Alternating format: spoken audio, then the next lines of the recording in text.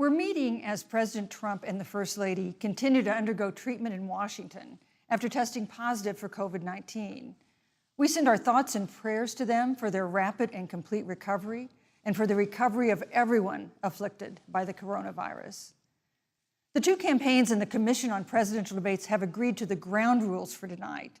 I'm here to enforce them on behalf of the millions of Americans who are watching. One note, no one in either campaign or at the Commission or anywhere else has been told in advance what topics I'll raise or what questions I'll ask. This 90-minute debate will be divided into 9 segments of about 10 minutes each. I'll begin a segment by posing a question to each of you, sometimes the same question, sometimes a different question on the same topic. You will then have 2 minutes to answer without interruption by me or the other candidate. Then we'll take 6 minutes or so to discuss the issue. At that point, although there will always be more to say, we'll move on to the next topic. We want a debate that is lively, but Americans also deserve a discussion that is civil. These are tumultuous times, but we can and will have a respectful exchange about the big issues facing our nation. Let's begin with the ongoing pandemic that has cost our country so much. Senator Harris, the coronavirus is not under control. Over the past week, Johns Hopkins reports that 39 states have had more COVID cases over the past 7 days than in the week before. 9 states have set new records. Even if a vaccine is released soon, the next administration will face hard choices. What would a Biden administration do in January and February that a Trump administration wouldn't do? Would you impose new lockdowns for businesses and schools and hotspots? A federal mandate to wear masks? You have 2 minutes to respond without interruption. Thank you, Susan. Well, the American people have witnessed what is the greatest failure of any presidential administration in the history of our country. And here are the facts. 210,000 dead people in our country in just the last several months. Over 7 million people who have contracted this disease. 1 in 5 businesses closed. We're looking at frontline workers who have been treated like sacrificial workers. We are looking at over 30 million people who in the last several months had to file for unemployment. And here's the thing. On January 28th, the Vice President and the President were informed about the nature of this pandemic. They were informed that it's lethal in consequence, that it is airborne, that it will affect young people, and that it would be contracted because it is airborne. And they knew what was happening, and they didn't tell you. Can you imagine if you knew on January 28th, as opposed to March 13th, what they knew, what you might have done to prepare? They knew and they covered it up. The president said it was a hoax. They minimized the seriousness of it. The president said, you're on one side of his ledger if you wear a mask, you're on the other side of his ledger if you don't. And in spite of all of that, today they still don't have a plan. They still don't have a plan. Well, Joe Biden does. And our plan is about what we need to do around a national strategy for contact tracing, for testing, for administration of the vaccine, and making sure that it will be free for all. That is the plan that Joe Biden has and that I have, knowing that we have to get a hold of what has been going on, and we need to save our country. And Joe Biden is the best leader to do that, and frankly, this administration has forfeited their right to re-election based on this. Thank you, Senator Harris. Vice President Pence, more than 210,000 Americans have died of COVID-19 since February. The U.S. death toll as a percentage of our population is higher than that of almost every other wealthy nation on earth. For instance, our death rate is 2.5 times that of Canada next door. You head the administration's coronavirus task force. Why is the U.S. death toll as a percentage of our population higher than that of almost every other wealthy country? And you have 2 minutes to respond without interruption. Susan, thank you. And I want to thank the Commission and the University of Utah for hosting this event. And Senator Harris, it's a privilege to be on the stage with you. Our nation has gone through a very challenging time this year.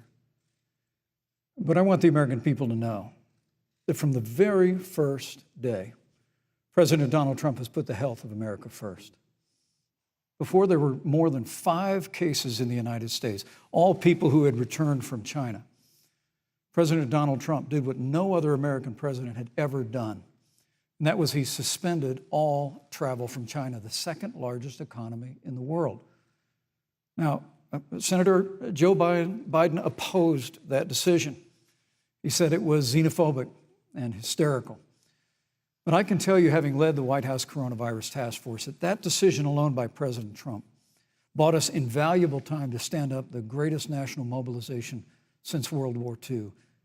And I believe it saved hundreds of thousands of American lives. Because with that time, we were able to reinvent testing. More than 115 million tests have been done to date. We were able to see to the delivery of billions of supplies so our doctors and nurses had the resources and support they needed. And we began, really, before the month of February was out, to develop a vaccine and to develop medicines and therapeutics that have been saving lives all along the way. And under President Trump's leadership, Operation Warp Speed, we believe we'll have literally tens of millions of doses of a vaccine before the end of this year. The reality is, when you look at the Biden plan, it reads an awful lot like what President Trump and I and our task force have been doing every step of the way. I mean, quite frankly, when I look at their plan that talks about advancing testing, creating new PPE, developing a vaccine, it looks a little bit like plagiarism, which is something Joe Biden knows a little bit about. And I think the American people know that this is a president who has put the health of America first, and the American people, I believe with my heart, can be proud of the sacrifices they have made. It's saved countless American lives. Senator Harris, would you like to respond? Absolutely. Whatever the vice president is claiming the administration has done, clearly it hasn't worked. When you're looking at over 210,000 dead bodies in our country, American lives that have been lost, families that are grieving that loss. And you know, the vice president is the head of the task force and knew on January 28th how serious this was. And then thanks to Bob Woodward, we learned that they knew about it. And then when that was exposed, the vice president said, when asked, well, why didn't y'all tell anybody? He said, because the president wanted people to remain calm. Well, let's get no, but Susan, this is important. Susan, I want to add, but here. Mr. Vice President, I'm speaking. I have to I'm weigh speaking. in. Yeah, you can have 15 more wanna- seconds, and then we'll give the vice president Thank a you. chance to So I respond. want to ask the American people, how calm were you when you were panicked about where you're going to get your next roll of toilet paper? How calm were you when your kids were sent home from school and you didn't know when they could go back? How calm Thank were you. you Thank when you, your Senator children Harris. couldn't see your parents because you were afraid they could kill them? Let's give Vice President Pence a chance to respond. Vice President Pence, you have 1 minute to respond. You know, there's not a day gone by that I haven't thought of every American family that's lost a loved one. And I want all of you to know that you'll always be in our hearts and in our prayers. But when you say what the American people have done over these last 8 months hasn't worked, that's a great disservice to the sacrifices the American people have made. I'm referring The to reality, you, the if I may finish, Senator, the reality is Dr. Fauci said everything that he told the president in the Oval Office, the president told the American people. Now, President Trump, I will tell you, has boundless confidence in the American people, and he always spoke with confidence that we'd get through this together. But when you say it hasn't worked, when Dr. Fauci and Dr. Birx and our medical experts came to us in the second week of March, they said if the president didn't take the unprecedented step of shutting down roughly half of the American economy, that we could lose 2.2 million Americans. Now, that's the reality. Thank you. They also Thank you, said Vice to us if we President did Pence. everything right, Susan, we could still lose more than 200,000 Americans. Vice President Now, one Pence. life lost is too Thank you. many, Susan. But the American people, I believe, deserve credit for the sacrifices that they have made, putting the health of their family and their neighbors first, our doctors, our nurses, our first Thank you, Vice responders. President Pence. And I'm going to speak up on behalf of what the American people have done. Vice President Pence, you were in the front row in a Rose Garden event 11 days ago at what seems to have been a super spreader event for senior administration and congressional officials. No social distancing, few masks, and now a cluster of coronavirus cases among those who were there. How can you expect Americans to follow the administration's safety guidelines to protect themselves from COVID when you at the White House have not been doing so? Well, the American people have demonstrated over the last 8 months that when given the facts, they're willing to put the health of their families and their neighbors and people they don't even know first. President Trump and I have great confidence in the American people and their ability to take that information and put it into practice. In the height of the epidemic, when we were losing a heartbreaking number of 2,500 Americans a day, we surged resources to New Jersey and New York and New Orleans and Detroit. We told the American people what needed to be done, and the American people made the sacrifices. When the outbreak in the Sun Belt happened this summer, again, Americans stepped forward. But the reality is the work of the President of the United States goes on. A vacancy on the Supreme Court of the United States has come upon us, and the President introduced Judge Amy Coney Barrett. Thank you, Vice President At Pence. that, if I may say, that Rose Garden event, there's been a great deal of speculation about it. My wife Karen and I were there and honored to be there. Many of the people who were at that event, Susan, actually were tested for coronavirus, and it was an outdoor event, which all of our scientists regularly and routinely advise. The difference here is President Trump and I trust the American people to make choices in the best interest of their health. Joe Biden and Kamala Harris consistently talk about mandates, and not just mandates with the coronavirus, but a government takeover of health care, Thank you, the Green New Deal, all government control. We're about freedom and respecting the freedom of the American people. Let's talk about respecting the American people. You respect the American people when you tell them the truth. You respect the American people when you have the courage to be a leader speaking of those things that you may not want people to hear, but they need to hear so they can protect themselves.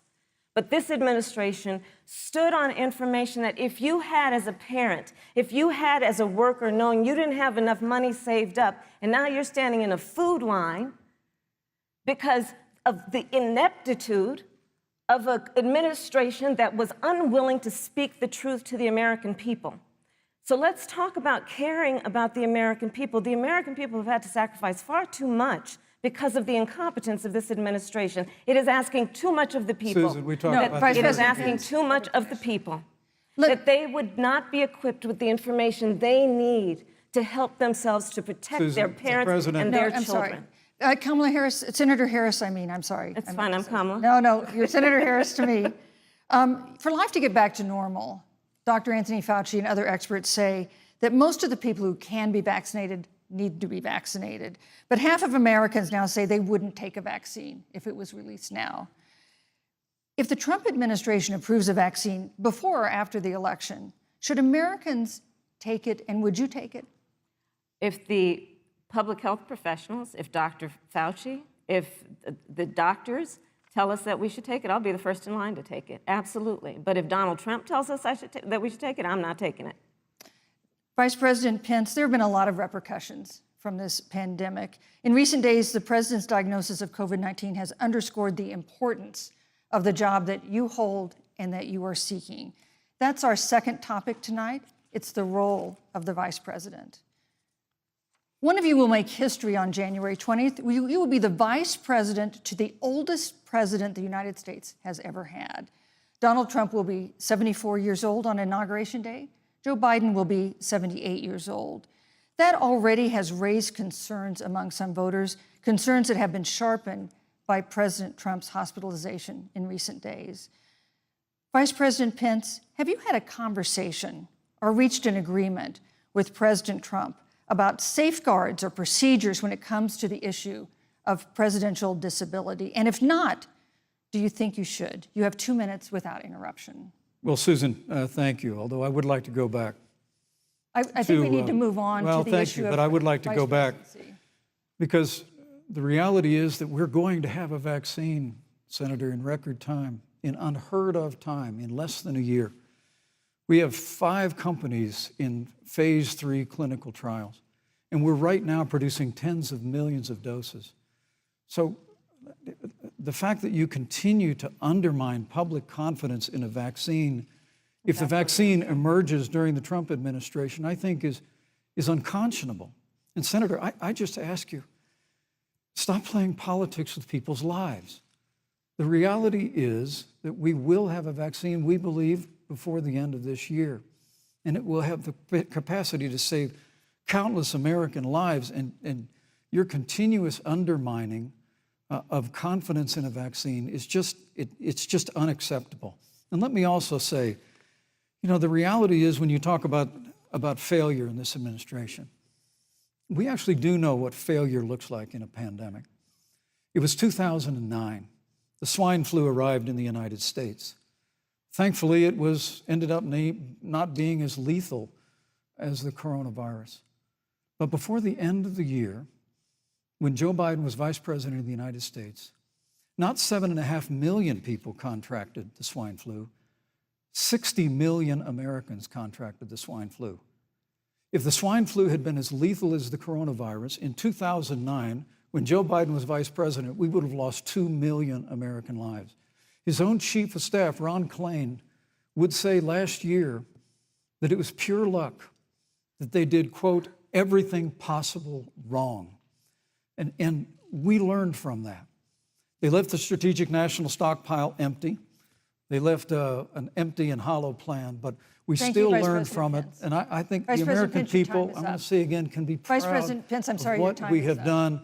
And Senator, please stop undermining confidence in a vaccine. Senator Harris, let me ask you the same question that I asked Vice President Pence, which is, have you had a conversation or reached an agreement with Vice President Biden about safeguards or procedures when it comes to the issue of presidential disability? And if not, and if you win the election next month, do you think you should? You have 2 minutes uninterrupted.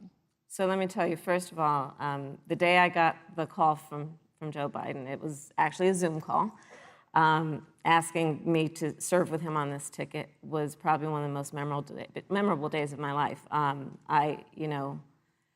I thought about my mother, who came to the United States at the age of 19, gave birth to me at the age of 25 at Kaiser Hospital in Oakland, California.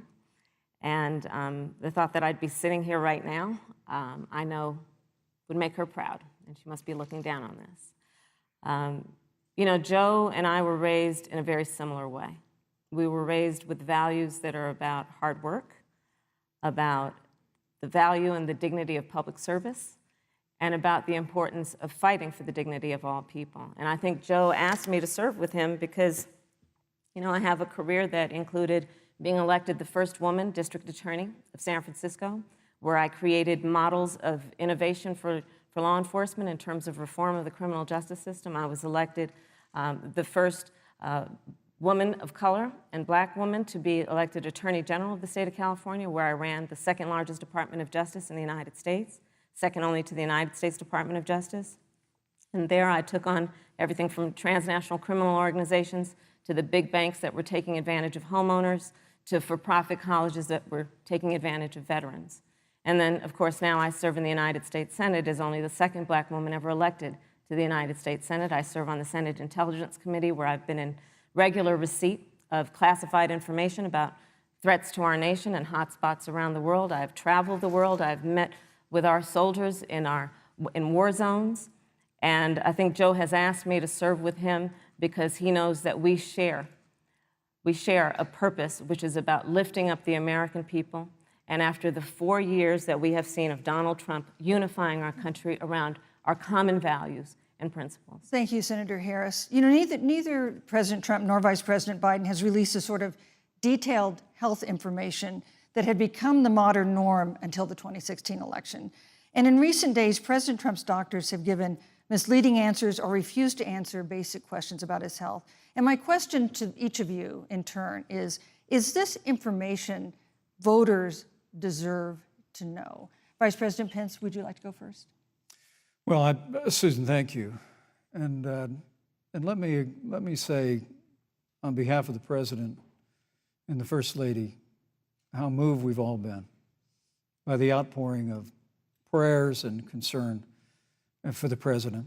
And I do believe it's emblematic of the prayers and the concern that have ushered forth for every American impacted by the coronavirus. But the care the President received at Walter Reed Hospital, the White House doctors, was exceptional. And the transparency that they practiced all along the way will continue. The American people have a right to know about the health and well-being of their President. and will continue to do that. But I'm just extremely grateful and was more than a little moved by the broad and bipartisan support. And Senator, I want to thank you and Joe Biden for your expressions of genuine concern. And I also want to congratulate you, as I did on that phone call, on the historic nature of your nomination. Thank you. I never expected to be on this stage 4 years ago, so I know the feeling. But the reality is we've got an election before the American people in the midst of this challenging year. And the stakes have never been higher, but I think the choice has never been clearer. I want to give Senator Harris a chance to respond to the same question I asked, which is, do voters have a right to know more detailed health information about presidential candidates and especially about presidents, especially when they're facing some kind of challenge? Absolutely, and that's why Joe Biden has been so incredibly transparent, and certainly by contrast, the president has not, both in terms of health records, but also let's look at taxes. We now know, because of great investigative journalism, that Donald Trump paid $750 in taxes. When I first heard about it, I literally said, "You mean $750,000? And it was like, no, $750. We now know Donald Trump owes and is in debt for $400 million. And just so everyone is clear, when we say in debt, it means you owe money to somebody. And it'd be really good to know who the President of the United States, the Commander-in-Chief, owes money to, because the American people have a right to know what is influencing the President's decisions. And is he making those decisions on the best interest of the American people, of you, or self-interest? So, Susan, I'm glad you asked about transparency, because it has to be across the board. Joe has been incredibly transparent over many, many years. The one thing we all know about Joe, he puts it all out there. He is honest, he is forthright. But Donald Trump, on the other hand, has been about covering up everything. Thank you, Senator Harris. I want to give you a chance to respond, Vice President. Well, look, I respect the fact that Joe Biden spent 47 years in public life. I respect your public service as well. Thank you. But the American people have a president who's a businessman, he's a job creator, who's paid tens of millions of dollars in taxes, payroll taxes, property taxes. He's created tens of thousands of American jobs. And the president said those public reports are not accurate. And the president's also released literally stacks of financial disclosures the American people can review just as the law allows. But the distinction here is that Joe Biden, 47 years in public service, compared to President Donald Trump, who brought all of that experience 4 years ago. Thank you, Vice and President. turned this economy around by cutting taxes, rolling back regulation, unleashing American energy, fighting for free and fair trade, and all of that's on the line if Joe Biden and Kamala Harris. You know, that's a good segue into our third topic, which is about the economy. This has been another aspect of life for Americans that's been so affected by this coronavirus. We have a jobs crisis brewing. On Friday, we learned that the unemployment rate had declined to 7.9% in September, but the job growth had stalled, and that was before the latest round of layoffs and furloughs in the airline industry at Disney and elsewhere. Hundreds of thousands of discouraged workers have stopped looking for work. Nearly 11 million jobs that existed at the beginning of the year haven't been replaced. Those hardest hit include Latinos, Blacks, and women. Senator Harris, the Biden-Harris campaign has proposed new programs to boost the economy, and you would pay for that new spending by raising $4 trillion in taxes on wealthy individuals and corporations. Some economists warn that could curb entrepreneurial ventures that fuel growth and create jobs. Would raising taxes put the recovery at risk? And you have 2 minutes to answer uninterrupted. Thank you. On the issue of the economy, I think there couldn't be a more fundamental difference between Donald Trump and Joe Biden. Joe Biden believes you measure the health and the strength of America's economy based on the health and the strength of the American worker and the American family. On the other hand, you have Donald Trump, who measures the strength of the economy based on how rich people are doing, which is why he passed a tax bill benefiting the top 1% and the biggest corporations of America, leading to a $2 trillion deficit that the American people are going to have to pay for. On day one, Joe Biden will repeal that tax bill. He'll get rid of it. And what he'll do with the money is invest it in the American people. And through a plan that is about investing in infrastructure, something that Donald Trump said he would do. I remember hearing about some infrastructure week. I don't think it ever happened. But Joe Biden will do that. He'll invest in infrastructure. It's about upgrading our roads and bridges, but also investing in clean energy and renewable energy. Joe is going to invest that money in what we need to do around innovation. There was a time when our country believed in science and invested in research and development so that we were an innovation leader on the globe. Joe Biden will use that money to invest in education. So, for example, for folks who want to go to a 2-year community college, it will be free. If you come from a family that makes less than $125,000, you'll go to a public university for free. And across the board, we'll make sure that if you have student loan debt, it's cut by $10,000. That's how Joe Biden thinks about the economy, which is it's about investing in the people of our country as opposed to passing a tax bill, which had the benefit of letting American corporations go offshore to do their business. Thank you, You're Senator welcome. Harris. Vice President Pence, your administration has been predicting a rapid and robust recovery, but the latest economic report suggests that's not happening. Should Americans be braced for an economic comeback that is going to take not months, but a year or more? You have 2 minutes to answer, uninterrupted. When President Trump and I took office, America had gone through the slowest economic recovery since the Great Depression. Because when Joe Biden was vice president, they tried to tax and spend and regulate and bail our way back to a growing economy. President Trump cut taxes across the board. Despite what Senator Harris says, the average American family of 4 had $2,000 in savings in taxes.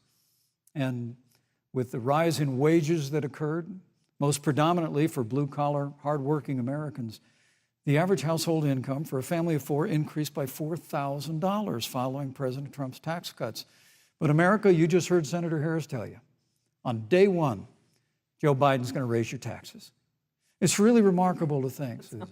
I mean, right after a time where we're going through a pandemic that lost 22 million jobs at the height, we've already added back 11.6 million jobs because we had a president who cut taxes, rolled back regulation, unleashed American energy, fought for free and fair trade, and secured $4 trillion from the Congress of the United States to give direct payments to families, saved 50 million jobs through the Paycheck Protection Program. We literally have spared no expense to help the American people and the American worker through this. Joe Biden and Kamala Harris want to raise taxes. They want to bury our economy under a $2 trillion Green New Deal, which you were one of the original co-sponsors of in the United States Senate. They want to abolish fossil fuels and ban fracking, which would cost hundreds of thousands of American jobs all across the heartland. And Joe Biden wants to go back to the economic surrender to China, that when we took office, half of our international trade deficit was with China alone. And Joe Biden wants to repeal all of the tariffs that President Trump put into effect to fight for American jobs and American workers. Joe Biden says democracy's on the ballot. Make no mistake about it, Susan. The American economy, the American comeback is on the ballot with 4 more years of growth and opportunity, 4 more years of President Donald Trump. 2021 is going to be the biggest economic year in the history of this country. Thank you, Vice President Pence. Senator Harris. Well, I mean, I thought we saw enough of it in last week's debate, but I think this is supposed to be a debate based on fact and truth. And the truth and the fact is Joe Biden has been very clear. He will not raise taxes on anybody who makes less than $400,000 a year. He said he's going to repeal the Trump tax cuts. Mr. Vice President, I'm speaking. Well, I'm speaking. It'd be important if you said the truth. Joe Biden said twice in the debate last week that he's going to repeal the Trump tax cuts. That was tax cuts that gave the average working family $2,000 in a tax break every single year. Senator, that is that's the math. absolutely not true. That Is he only going to repeal part of the Trump tax cuts? If you don't mind letting me finish, we can then have a conversation, okay? Please. Okay. Joe Biden will not raise taxes on anyone who makes less than $400,000 a year. He has been very clear about that. Joe Biden will not end fracking. He has been very clear about that. Joe Biden is the one who, during the Great Recession, was responsible for the Recovery Act that brought America back. And now the Trump-Pence administration wants to take credit when they rode the coattails of Joe Biden's success for the economy that they had at the beginning of their term. Of course, now the economy is a complete disaster. But Joe Biden, on the one hand, did that. On the other hand, you have Donald Trump, who has reigned over a recession that is being compared to the Great Depression. On the one hand, you have Joe Biden, who was responsible with President Barack Obama for the Affordable Care Act, which brought health care to over 20 million Americans and protected people with pre-existing conditions. And what it also did is it saved those families who otherwise were going bankrupt because of hospital bills they could not afford. On the other hand, you have Donald Trump, who's in court right now, trying to get rid of the Affordable Care Act, which means that you will lose protections if you have pre-existing conditions. And this is very important, Susan. Yes, and it's but important. we need to give Vice President. I'd just like to, he interrupted me, and I'd like to just finish, please. If you have a pre-existing condition, heart disease, diabetes, breast cancer, they're coming for you. If you love someone who has a pre-existing condition, they're coming for you. If you are under the age of 26 on your parents' coverage, they're coming for you. Senator Harris, thank you. You're welcome. Let me give you a chance to respond. Well, I hope we have a chance to talk about health care because Obamacare was a disaster. The American people remember it well. And President Trump and I have a plan to improve health care and to protect pre-existing conditions for every American. But look, Senator Harris, you're entitled to your own opinion, but you're not entitled to your own facts. You yourself said on multiple occasions when you were running for president that you would ban fracking. Joe Biden looked at a supporter in the eye and pointed and said, I guarantee that we will abolish fossil fuels. They have a $2 trillion version of the Green New Deal, Susan, that your newspaper, USA Today, said really wasn't that very different from the original Green New Deal. More taxes, more regulation, banning fracking, abolishing fossil fuel, crushing American energy, and economic surrender to China is a prescription for economic decline. President Trump and I will keep America growing. The V-shaped recovery that's underway right now will continue with 4 more years of President Donald Trump in the White House. Thank you very, very much, Vice President Pence. Once again, you've provided the perfect segue to a new topic, which is climate change. And Vice President Pence, I'd like to pose the first question to you. This year, we've seen record-setting hurricanes in the South. Another one, Hurricane Delta, is now threatening the Gulf. And we have seen record-setting wildfires in the West. Do you believe, as the scientific community has concluded, that man-made climate change has made wildfires bigger, hotter, and more deadly, and have made hurricanes wetter, slower, and more damaging? You have 2 minutes uninterrupted. Thank you, Susan. Well, first, I'm very proud of our record on the environment and on conservation. According to all of the best estimates, our air and land are cleaner than any time ever recorded, and our water is among the cleanest in the world. And just a little while ago, the President signed the Outdoors Act. It's the largest investment in our public lands and public parks in 100 years.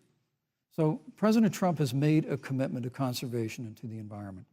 Now, with regard to climate change, the climate is changing, but the issue is, what's the cause and what do we do about it? President Trump has made it clear that we're going to continue to listen to the science. Now, Joe Biden and Kamala Harris would put us back in the Paris Climate Accord. They'd impose the Green New Deal, which would crush American energy, would increase the energy costs of American families in their homes, and literally would crush American jobs. And President Trump and I believe that the progress that we have made in a cleaner environment has been happening precisely because we have a strong free market economy. You know, what's remarkable is the United States has reduced CO2 more than the countries that are still in the Paris Climate Accord, but we've done it through innovation, and we've done it through natural gas and fracking, which, Senator, the American people can go look at the record. I know Joe Biden says otherwise now, as you do, but the both of you repeatedly committed to abolishing fossil fuel and banning fracking. And so by creating the kind of American innovation, we're actually steering toward a stronger and better environment. With regard to wildfires, President Trump and I believe that forest management has to be front and center, and even Governor Gavin Newsom from your state has agreed we've got to work on forest management. And with regard to hurricanes, the National Oceanic Administration tells us that actually as difficult as they are, Thank you, Vice President. there are no more hurricanes today than there were 100 years ago. Thank you. But many of the climate alarmists President Pence, I'm use sorry, your time hurricanes is up. and wildfires to try and Thank sell you, their Vice bill of President goods of a Pence. Green New Deal. And President Trump and I are going to always put Thank you, American Vice jobs and President American Pence. workers first. Senator Harris, as the Vice President mentioned, you co-sponsored the Green New Deal in Congress. But Vice President Biden said in last week's debate that he does not support the Green New Deal. But if you look at the Biden-Harris campaign website, it describes the Green New Deal as a crucial framework. What exactly would be the stance of a Biden-Harris administration toward the Green New Deal? You have 2 minutes uninterrupted. Sure. So first of all, I will repeat, and the American people know, that Joe Biden will not ban fracking. That is a fact. That is a fact. I will repeat that Joe Biden has been very clear that he thinks about growing jobs, which is why he will not increase taxes for anyone who makes less than $400,000 a year. Joe Biden's economic plan, Moody's, which is a reputable Wall Street firm, has said will create 7 million more jobs than Donald Trump's. And part of those jobs that will be created by Joe Biden are going to be about clean energy and renewable energy. Because you see, Joe understands that the west coast of our country is burning, including my home state of California.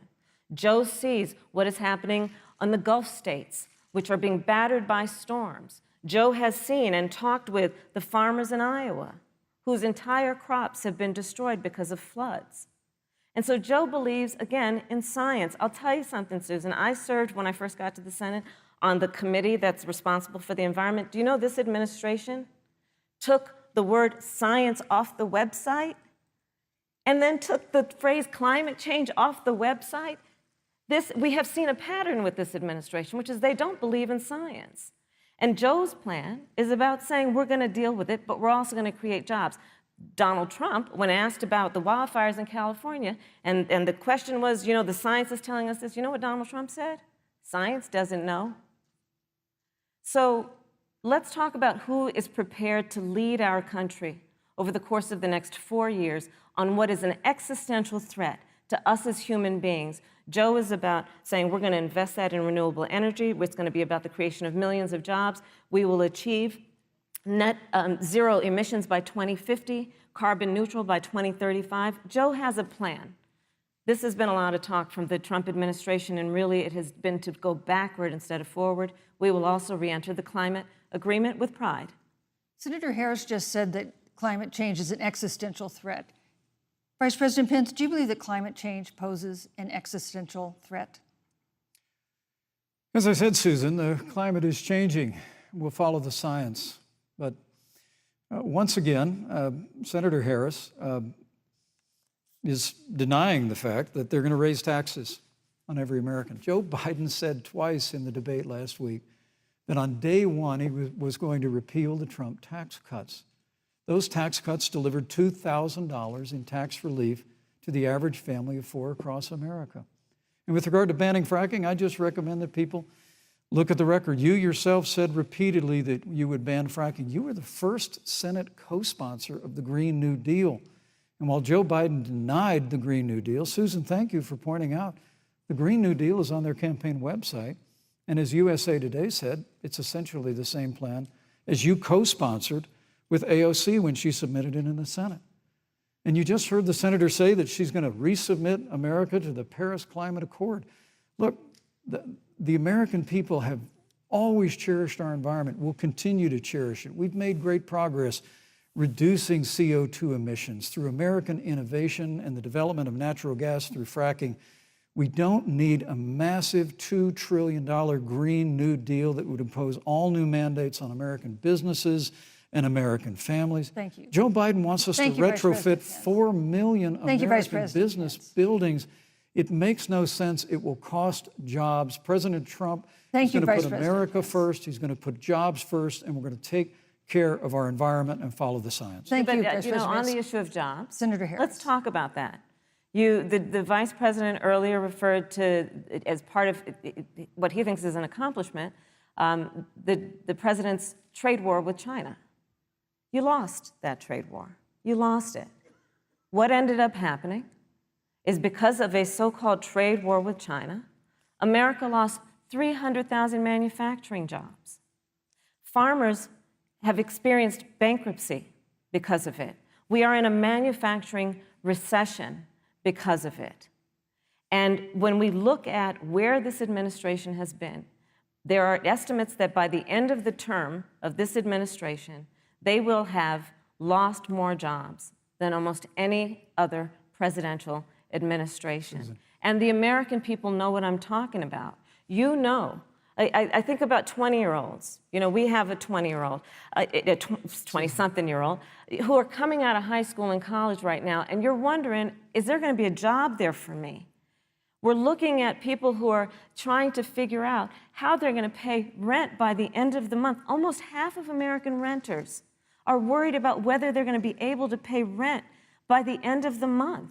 This is where the economy is in America right now, and it is because of the catastrophe and the failure of leadership of this administration. Thank you, Senator Harris. Vice President Pence, let me give you just 15 seconds to respond, because then I want to move on to Well, I'd love to respond. Look, lost the trade war with China. Joe Biden never fought it. Joe Biden has been a cheerleader for communist China over the last several decades. And again, Senator Harris, you're entitled to your opinion. You're not entitled to your own facts. When Joe Biden was vice president, we lost 200,000 manufacturing jobs, and President Obama said they were never coming back. He said we needed a magic wand to bring them back. In our first 3 years after we cut taxes, rolled back regulation, unleashed American energy, this administration saw 500,000 manufacturing jobs created. And that's exactly the kind of growth we're going to continue to see as we bring our nation through this pandemic. But a Green New Deal, your massive new mandates, your Paris Climate Accord, it's going to kill jobs this time, just like it killed jobs. I just need to respond very briefly. 15 seconds, and Thank then we'll move on. Thank you. Joe Biden is responsible for saving America's auto industry, and you voted against it. So let's set the record straight. Thank you. I'd like to talk about China. We have, as our next topic, we have no more complicated or consequential foreign relationship than the one with China. It is a huge market for American agricultural goods. It's a potential partner in dealing with climate change in North Korea. And in a video tonight, President Trump again blamed it for the coronavirus, saying China will pay. Vice President Pence, how would you describe our fundamental relationship with China? Competitors, adversaries, enemies? You have 2 minutes. Thank you, Susan. Well, before I leave that, let me speak to voting records if I can. You know, everybody knows that NAFTA cost literally thousands of American factories to close. We saw automotive jobs go south of the border. President Trump fought to renegotiate NAFTA. And the United States-Mexico-Canada agreement is now the law of the land. American people deserve to know Senator Kamala Harris was one of only 10 members of the Senate to vote against the USMCA. It was a huge win for American auto workers. It was a huge win for American farmers, especially dairy in the upper Midwest. But Senator, you said it didn't go far enough on climate change, that you put your radical environmental agenda ahead of American auto workers and ahead of American jobs. The American people deserve to know that. It's probably why Newsweek magazine said that Kamala Harris was the most liberal member of the United States Senate in 2019, more liberal than Bernie Sanders, more liberal than any of the others in the United States Senate. So now, with regard to China, look, Susan, first and foremost, China is to blame for the coronavirus. And President Trump is not happy about it. He's made that very clear, made it clear again today. China and the World Health Organization did not play straight with the American people. They did not let our personnel into China to get information on the coronavirus until the middle of February. Fortunately, President Trump, in dealing with China from the outset of this administration, standing up to China that had been taking advantage of America for decades in the wake of Joe Biden's cheerleading for China, President Trump made that decision before the end of January to suspend all travel from China. And again, the American people deserve to know Joe Biden opposed President Trump's decision to suspend all travel from China. He said it was hysterical. He said it was Thank you, Vice xenophobic. President Pence. But President Trump has Vice President stood Pence, up your to time is China. up. We're going to continue to stand strong. Thank you, Vice President Pence. We want to improve the relationship, but we're going to level the playing field, and we're going to hold Vice President China Pence. accountable for what they did to America with the coronavirus. Thank you. Senator Harris, let me ask you the same question that I asked the Vice President. How would you describe our fundamental relationship with China? Are we competitors, adversaries, enemies? You'll have 2 minutes uninterrupted. Susan, the Trump administration's perspective and approach to China has resulted in the loss of American lives, American jobs, and America's standing. There's a weird obsession that President Trump has had with getting rid of whatever accomplishment was achieved by President Obama and Vice President Biden. For example, they created within the White House an office that basically was responsible for monitoring pandemics. They got rid of it. Not true. There was a team of disease experts that President Obama and Vice President Biden dispatched to China to monitor what is now predictable and what might happen. They pulled them out. We now are looking at 210,000 Americans who have lost their lives. Let's look at the job situation. We mentioned before the trade deal, the trade war, they wanted to call it, with China. It resulted in the loss of over 300 manufacturing jobs and a manufacturing recession, and the American consumer paying thousands of dollars more for goods because of that failed war that they called it. Then let's talk about standing. Pew, a reputable research firm, has done an analysis that shows that leaders of all of our formerly allied countries have now decided that they hold in greater esteem and respect Xi Jinping, the head of the Chinese Communist Party, than they do Donald Trump, the President of the United States, the Commander-in-Chief of the United States. This is where we are today because of a failure of leadership by this administration. Senator Harris, we've seen changes in the role of the United States in terms of global leadership over the past 4 years. And of course, times do change. What's your definition? We've seen strains with China, of course, as the Vice President mentioned. We've seen strains with our traditional allies in NATO and elsewhere. What is your definition of the role of American leadership in 2020? So, you know, Joe is, I love talking with Joe about a lot of these issues. And, you know, Joe, I think he said it quite well. He says, you know, foreign policy, it might sound complicated, but really it's relationships. So just think about it as relationships. And so we know this in our personal and professional relationships. You got to keep your word to your friends. Got to be loyal to your friends. People who've stood with you, got to stand with them. You got to know who your adversaries are and keep them in check. But what we have seen with Donald Trump is that he has betrayed our friends and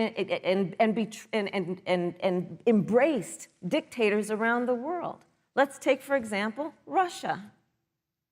So, Russia, I serve on the Intelligence Committee of the United States Senate.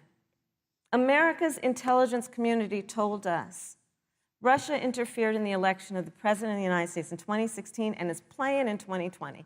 Christopher Wray, the director of the FBI, said the same.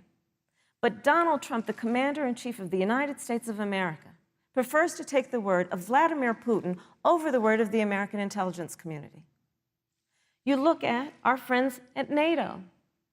He has walked away from agreements. You can look at the Iran nuclear deal, which now has put us in a position where we are less safe because they are building up what might end up being a significant nuclear arsenal. We were in that deal, guys. We were in the Iran nuclear deal with friends, with allies around the country. And because of Donald Trump's unilateral approach to foreign policy, coupled with his isolationism, he pulled us out and has made America less safe. So, Susan, it's about relationships. And the thing that has always been part of the strength of our nation, in addition to our great military, has been that we keep our word. But Donald Trump doesn't understand that because he doesn't understand what it means to be honest. Thank you, Senator Harris. Vice President Pence, let me give you a chance to respond. Well, thank you. Well, President Trump kept his word when we moved the American embassy to Jerusalem, the capital of the state of Israel. When Joe Biden was vice president, they promised to do that, and they never did. We've stood strong with our allies, but we've been demanding. NATO is now contributing more to our common defense than ever before, thanks to President Trump's leadership. We've strengthened our alliances across the Asia-Pacific, and we've stood strong against those who would do us harm. You know, when President Trump came into office, ISIS had captured an area of the Middle East the size of Pennsylvania. But President Trump unleashed the American military, and our armed forces destroyed the ISIS caliphate and took down their leader, al-Baghdadi, without one American casualty. Al-Baghdadi was responsible for the death of thousands. But notably, America's hearts today are with the family of Kayla Mueller, her parents of which are here with us tonight in Salt Lake City. Today, two of the ISIS killers responsible for Kayla Mueller's murder were brought to justice in the United States. Jihadi John was killed on the battlefield along with the other Beetle. The reality is that when Joe Biden was vice president, we had an opportunity to save Kayla Mueller. It breaks my heart to reflect on it, but the military came into the Oval Office, presented a plan. They said they knew where Kayla was. Baghdadi had held her for 18 months, abused her mercilessly before they killed her. But when Joe Biden was vice president, they hesitated for a month. And when armed forces finally went in, it was clear she'd been moved 2 days earlier. And her family says with a heart that broke the heart of every American that if President Donald Trump had been president, they believe Kayla would be alive today. Thank you, Vice Look, President. we destroyed the ISIS caliphate. And you talk about re-entering the Iran nuclear deal. I mean, the last administration transferred $1.8 billion to the leading state sponsor Thank you, Vice of President terrorism. Pence. President Donald Trump got us out of the deal. Thank you, Vice President Pence. And when Qasem Soleimani was traveling to Baghdad Thank you, to do Vice President harm Pence. to Americans, President Donald Trump took Thank you, him Vice out. President Pence. And America is safer, our allies are safer, and the American people know President Donald Trump will never Thank you, hesitate Vice President to take Pence. action. I would like to give Senator Harris a chance to respond, but not at such great length because, of course, there are other topics we want to talk about. But I would like equal time. Yes. Thank you. Please go ahead. First of all, to the Mueller family, I know about your daughter's case, and I'm so sorry. I'm so sorry. What happened to her is awful, and it should have never happened. And I know Joe feels the same way. And I know that President Obama feels the same way. But you mentioned Soleimani. Let's start there. So after the strike on Soleimani, there was a counter strike on our troops in Iraq. And they suffered serious brain injuries. And do you know what Donald Trump dismissed them as? Headaches. And this is about a pattern of Donald Trump's, where he has referred to our men who are serving in our military as suckers and losers. Donald Trump, who went to Arlington Cemetery and stood above the graves of our fallen heroes and said, what's in it for them? Because, of course, you know, he only thinks about what's in it for him. Let's take what he said about John McCain, a great American hero. And Donald Trump says he doesn't deserve to be called a hero because he was a prisoner of war. And this is very important when you want to talk about who is the current commander-in-chief and what they care about and what they don't care about. Public reporting that Russia had bounties on the heads of American soldiers. And you know what a bounty is? It's somebody puts a price on your head and they will pay it if you are killed. And Donald Trump had talked at least 6 times to Vladimir Putin and never brought up the subject.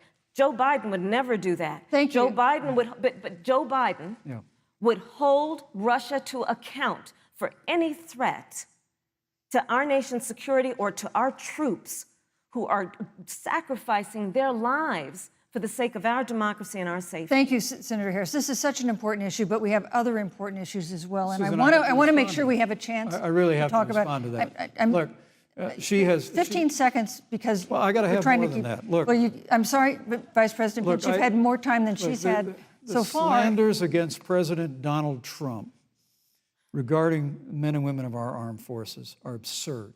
I'm sorry, Vice President Pence. My son is a captain in the United Yes. States Marine Corps. My son-in-law is deployed in the United States Navy. I can assure all of you, with sons and daughters serving in our military, President Donald Trump not only respects but reveres all of those who serve in our armed forces, and any suggestion otherwise is ridiculous. Thank you, Vice President Pence. Vice the American President people Pence, deserve, Susan, Vice the American President people Pence, I deserve to didn't, know. Vice President there's a Pence, I did not, pattern that excuse you me, can't Susan, the I American did not people create deserve the to know rules for tonight. Joe Biden Your and campaigns agreed to the rules for tonight's debate with the Commission on Presidential Debates. I'm here to enforce them, which involves moving from one topic to another, giving roughly equal time to both of you, which is what I'm trying very hard to do. Go right ahead. So I want to go ahead and move to the next topic, which is an important one, as the last topic was, and that is the Supreme Court. On Monday, the Senate Judiciary Committee is scheduled to open hearings on Amy Coney Barrett's nomination to the Supreme Court. Senator Harris, you'll be there as a member of the committee. Yes. Her confirmation would cement the court's conservative majority and make it likely open to more abortion restrictions, even to overturning the landmark Roe v. Wade ruling. Access to abortion would then be up to the states. Vice President Pence, you're the former governor of Indiana. If Roe v. Wade is overturned, what would you want Indiana to do? Would you want your home state to ban all abortions? You have 2 minutes, uninterrupted. Well, thank you for the question, but I'll use a little bit of my time to respond to that very important issue before. The American people deserve to know Qasem Soleimani, the Iranian general, was responsible for the death of hundreds of American service members.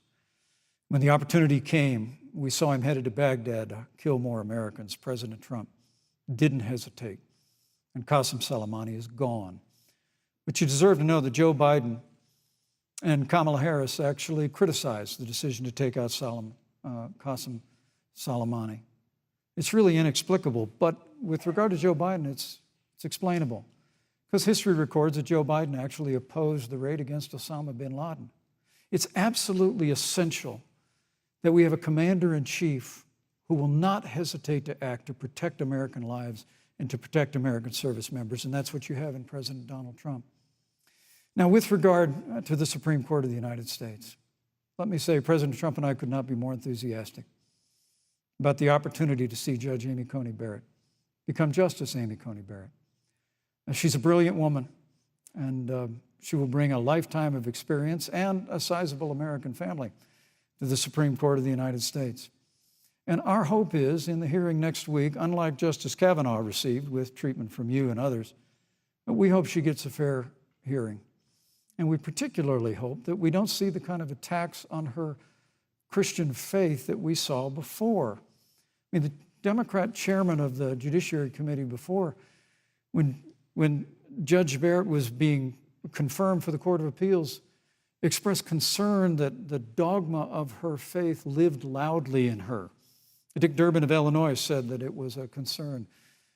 Senator, I know one of our judicial nominees you actually attacked because they were a member of the Catholic Knights of Columbus, just because the Knights of Columbus holds pro-life views and pro-marriage views. Thank you, Vice President Pence. So Your my time hope is is up. that when the hearing takes place, Thank you, Vice President Pence. that Judge Amy Coney Barrett will be respected, Thank you, treated Vice President respectfully, Pence. voted and confirmed Thank to the you. Supreme Court of the United States. Senator Harris, you're the senator from and former Attorney General of California. So let me ask you a parallel question to the one I posed to the Vice President.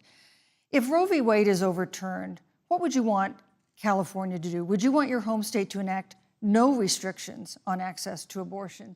And you have 2 minutes uninterrupted. Thank you, Susan. First of all, Joe Biden and I are both people of faith, and it's insulting to suggest that we would knock anyone for their faith. And in fact, Joe, if elected, will be only the second practicing Catholic as President of the United States.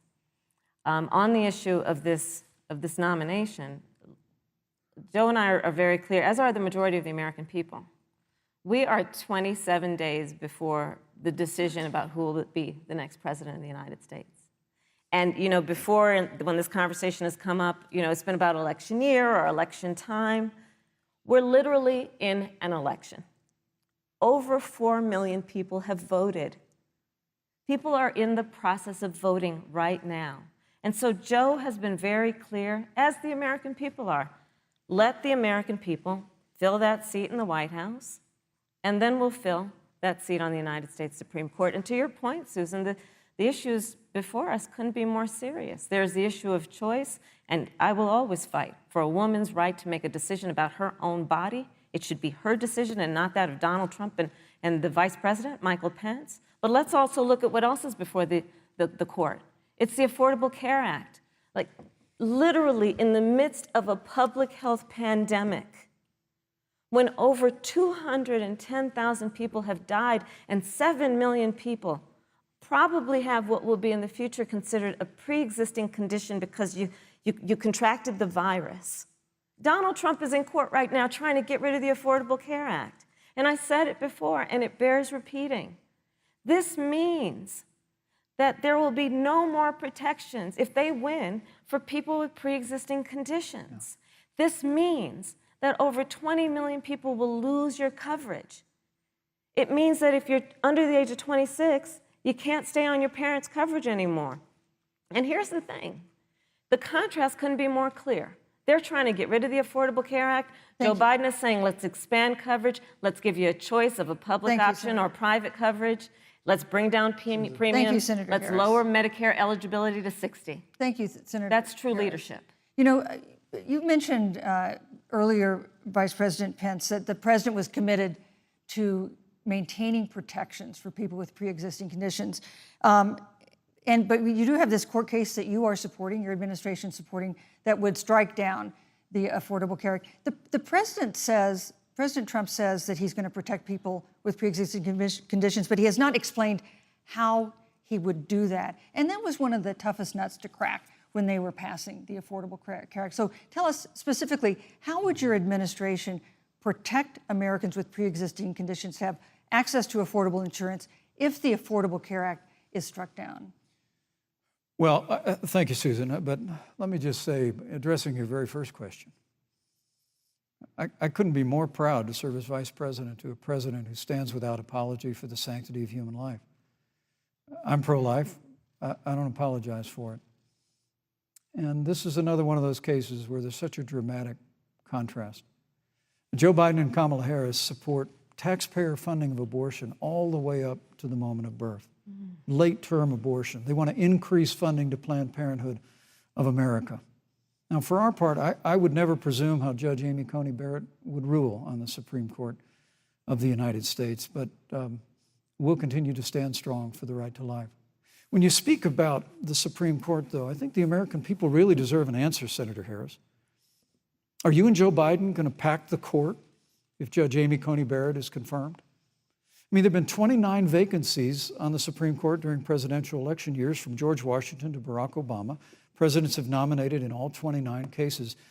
But your party is actually openly advocating adding seats to the Supreme Court, which has had 9 seats for 150 years, if you don't get your way. This is a classic case of if you can't win by the rules, you're going to change the rules. Now, you've refused to answer the question. Joe Biden has refused to answer the question. So I think the American people would really like to know, if Judge Amy Coney Barrett is confirmed at the Supreme Court of the United States, are you and Joe Biden, if somehow you win this election, going to pack the Supreme Court to get your way?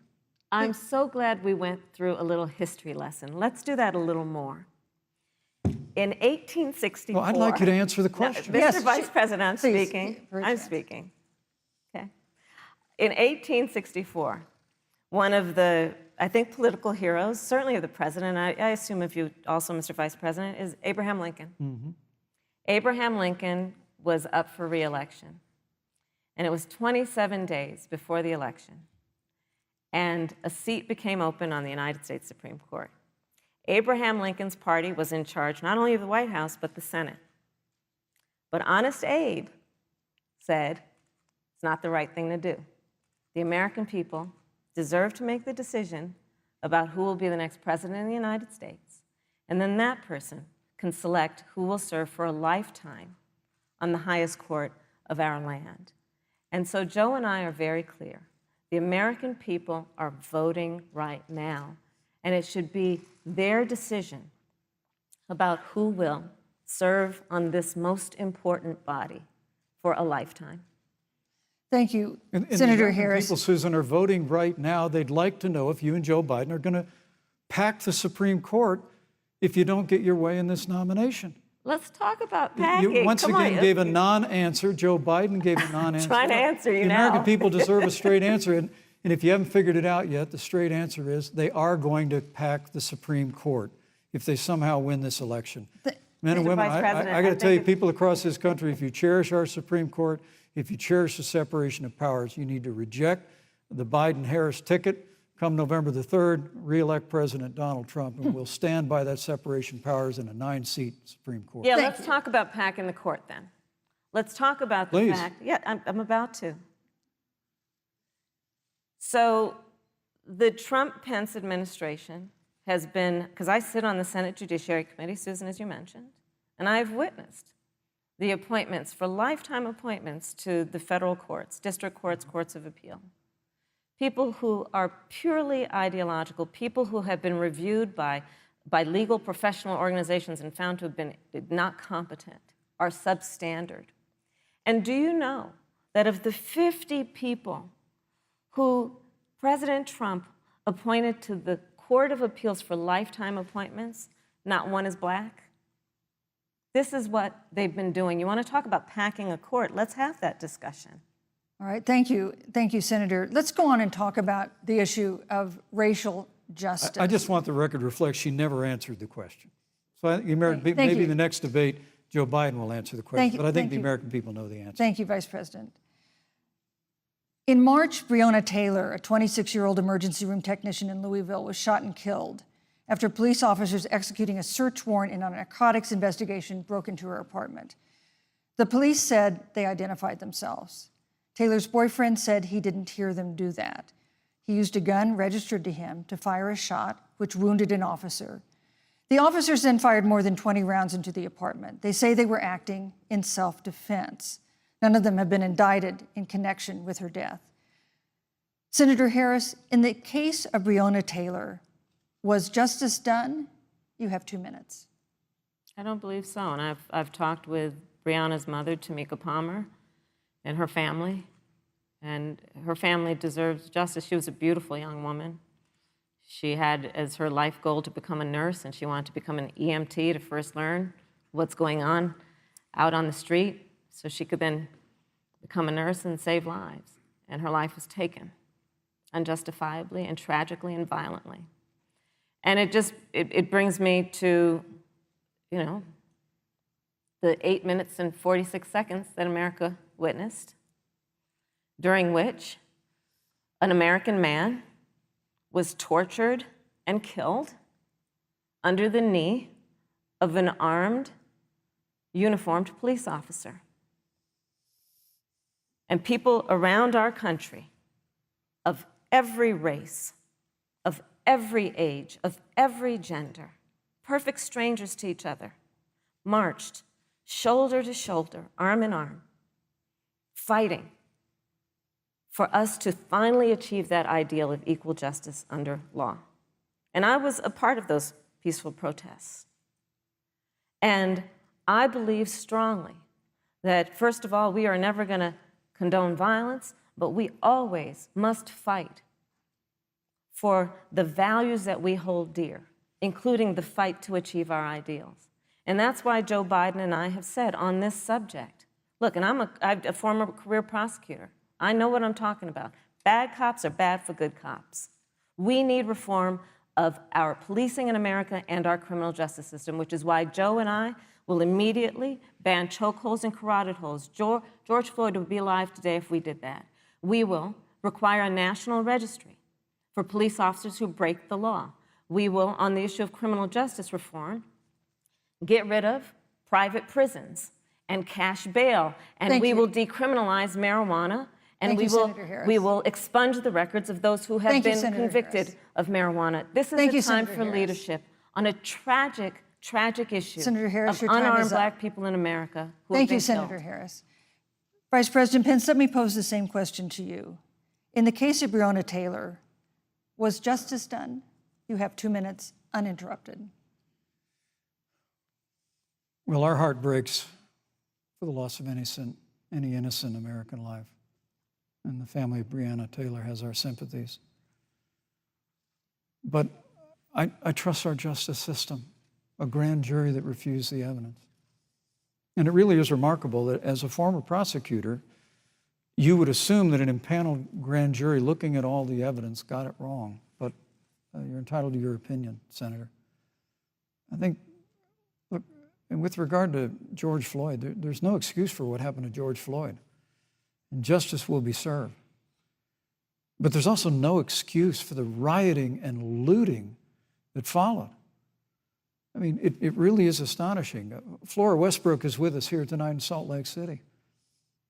Just a few weeks ago, I stood at what used to be her salon. It was burned to the ground by rioters and looters. And Flora is still trying to put her life back together. And I must tell you, this presumption that you hear consistently from Joe Biden and Kamala Harris, that America is systemically racist, and that, as Joe Biden said, that he believes that law enforcement has an implicit bias against minorities, is a great insult to the men and women who serve in law enforcement. And I want everyone to know, who puts on the uniform of law enforcement every day, that President Trump and I stand with you. And it is remarkable that when Senator Tim Scott tried to pass a police reform bill, brought together a group of Republicans and Democrats, Senator Harris, you got up and walked out of the room. And then you filibustered Senator Tim Scott's bill on the Senate floor that would have provided new accountability, new resources. Look, we don't have to choose between supporting law enforcement, improving public safety, and supporting our African American neighbors and all of our minorities. Under President Trump's leadership, we'll always stand with law enforcement, and we'll do what we've done from day one, and that is improve the lives of African Americans. Thank you, Vice President Record unemployment, record investments in education, and we'll fight for school choice for all of our minorities. Thank you, Vice President. I'd like to respond. Senator Harris. I will not sit here and be lectured by the Vice President on what it means to enforce the laws of our country. I am the only one on this stage who has personally prosecuted everything from child sexual assault to homicide. I'm the only one on this stage who has prosecuted the big banks for taking advantage of America's homeowners. I'm the only one on this stage who prosecuted for-profit colleges for taking advantage of our veterans. And the reality of this is that we are talking about an election in 27 days, where last week the President of the United States took a debate stage in front of 70 million Americans and refused to condemn white supremacists. Not true. And not true.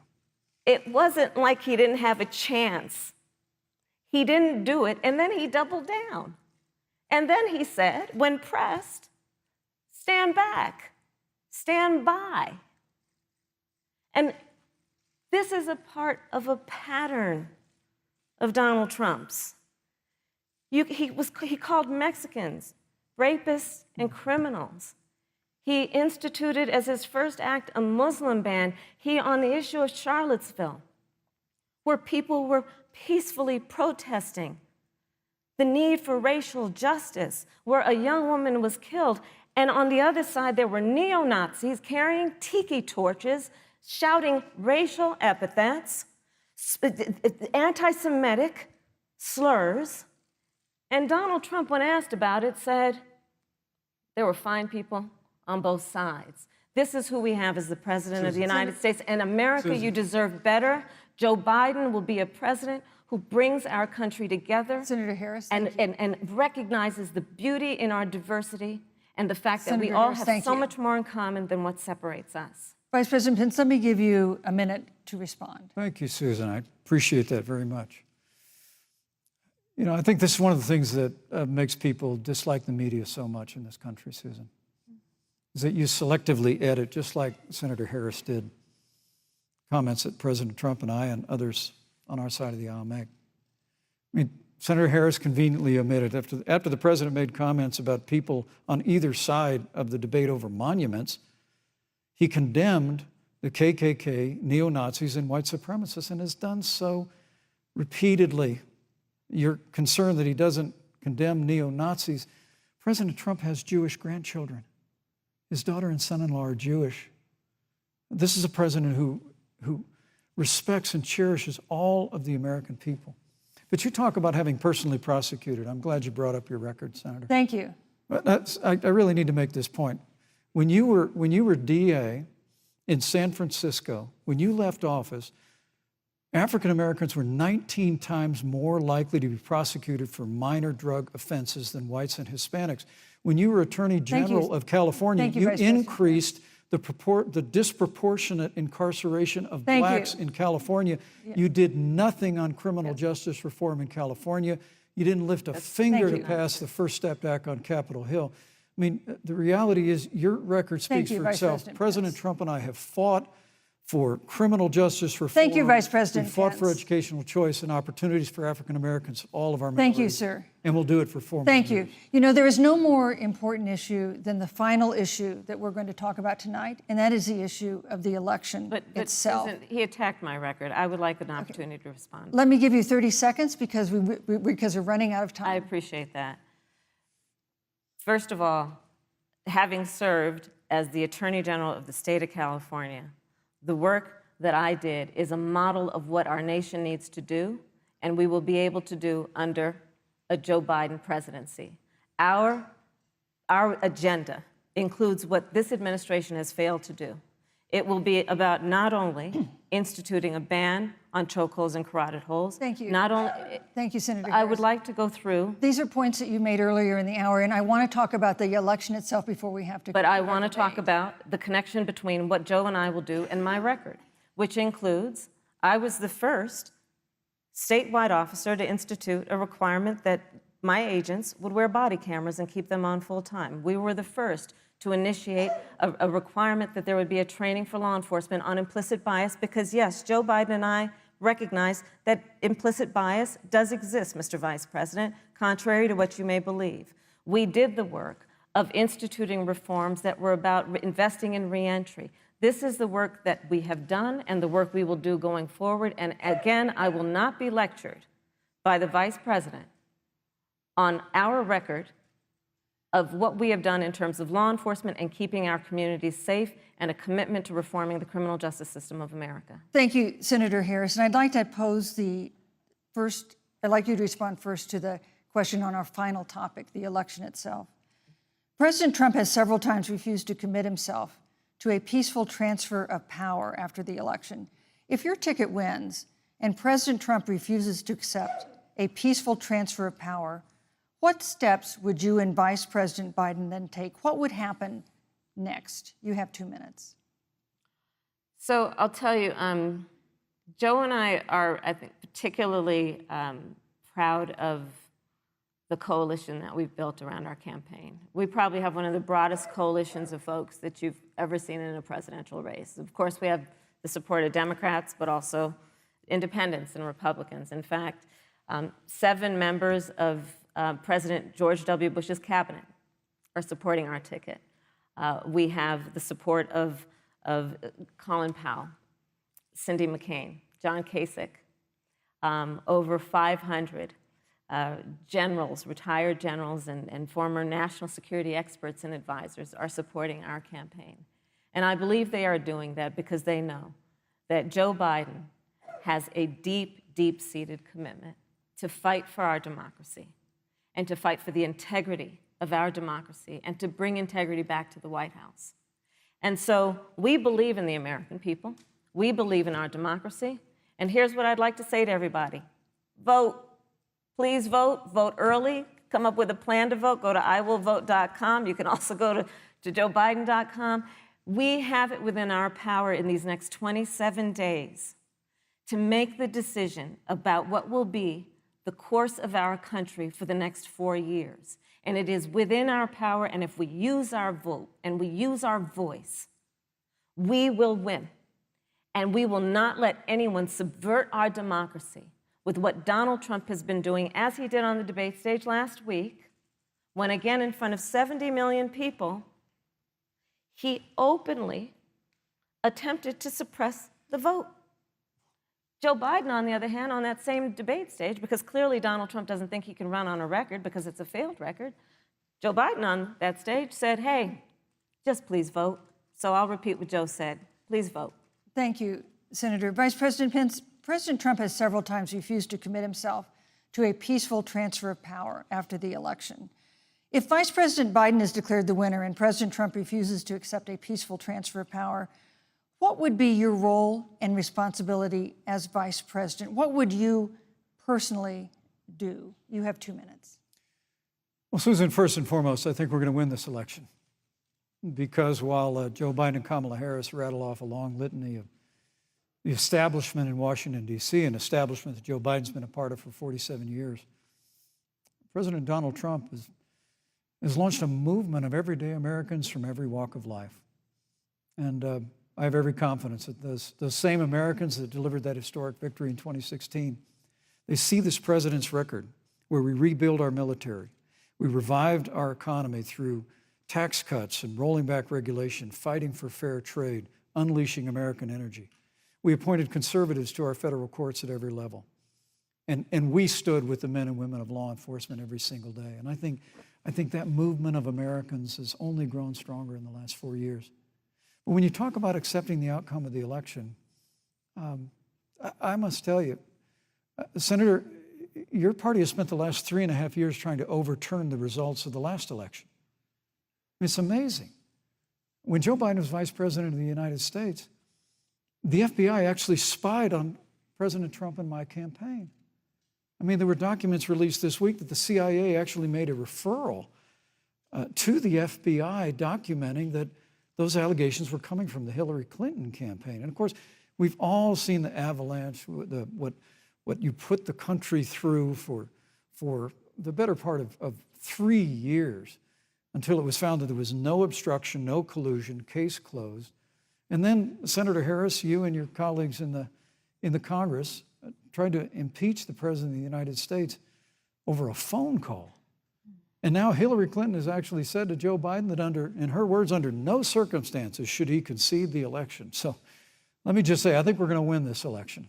President Trump and I are fighting every day in courthouses to prevent Joe Biden and Kamala Harris from changing the rules and creating this universal mail-in voting that will create a massive opportunity for voter fraud. And we have a free and fair election. We know we're going to have confidence in it. And I believe in all my heart that President Donald Trump's going to be reelected for 4 more years. You know, I've written all the questions that I've asked tonight, but for the final question of the debate, I'd like to read a question that someone else wrote. The Utah Debate Commission asked students in the state to write essays about what they would like to ask you. And I want to close tonight's debate with the question posed by Brecklin Brown. She's an 8th grader at Springville Junior High in Springville, Utah. And here's what she wrote, quote, "When I watch the news, all I see is arguing between Democrats and Republicans. When I watch the news, all I see is citizen fighting against citizen. When I watch the news, all I see are 2 candidates from opposing parties trying to tear each other down. If our leaders can't get along, how are the citizens supposed to get along?" And then she added, "Your examples could make all the difference to bring us together," end quote. So to each of you in turn, I'd like you to take 1 minute and respond to Brecklin. Vice President Pence, you have 1 minute. Brecklin, it's a wonderful question. And let me just commend you for taking an interest in public life. I started following the news when I was very young. And in America, We believe in a free and open exchange of debate. And we celebrate that. And it's how we've created literally the freest and most prosperous nation in the history of the world. But I would tell you that don't assume that what you're seeing on your local news networks is synonymous with the American people. You know, I look at the relationship between Justice Ruth Bader Ginsburg, the late justice who we just lost from the Supreme Court, and the late Justice Antonin Scalia. They were on polar opposites on the Supreme Court of the United States, one very liberal, one very conservative. But what's been learned since her passing was the two of them and their families were the very closest of friends. I mean, here in America, we can disagree. We can debate vigorously, as Senator Harris and I have on this stage tonight. But when the debate is over, we come together as Americans. And that's what people do in big cities and small towns all across this country. So I just want to encourage you, Brecklin. I want to tell you that we're going to work every day to have government as good as our people. And the American people, each and every day, love a good debate. We love a good argument. But we always come together and are always there for one another in times of need. And we've especially learned that through the difficulties of this year. Senator Harris, what would you say to Brecklin? First of all, I love hearing from our young leaders. And when I hear her words, when I hear your words, Brecklin, I know our future is bright because it is that perspective on who we are and who we should be. That is a sign of leadership and is something we should all aspire to be. And that, you know, that brings me to Joe. Joe Biden, one of the reasons that Joe decided to run for president is after Charlottesville, which we talked about earlier. It so troubled him and upset him like it did all of us, that there was that kind of hate and division. What propelled Joe to run for president was to see that over the course of the last 4 years, what Brecklin described has been happening. Joe has a long-standing reputation of working across the aisle and working in a bipartisan way. And that's what he's going to do as president. Joe Biden has a history of lifting people up and fighting for their dignity. You mean you have to know Joe's story to know that Joe has known pain, he has known suffering, and he has known love. And so, Brecklin, when you think about the future, I do believe the future is bright. And it will be because of your leadership, and it will be because we fight for each person's voice through their vote, and we get engaged in this election because you have the ability through your work and through eventually your vote to determine the future of our country and what its leadership looks like. Thank you, Senator Harris. Thank you, Vice President Pence. Thank you so much for being with us tonight. We want to thank also the University of Utah for its hospitality, and most of all, our thanks to all the Americans who watched this debate tonight. Again, our best wishes for a quick recovery to President Trump, the First Lady, and everyone who is battling COVID-19. The second presidential debate is next week on October 15th, a town hall-style debate in Miami. We hope you'll join us then. Good evening.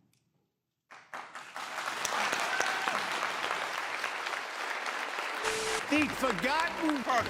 My fellow citizens, It is strong. It's my duty to report The true problems of our nation. If vigorously developed, this resource will be of great benefit. where diverse nations are drawn together in common cause. I will be eternally grateful for your support.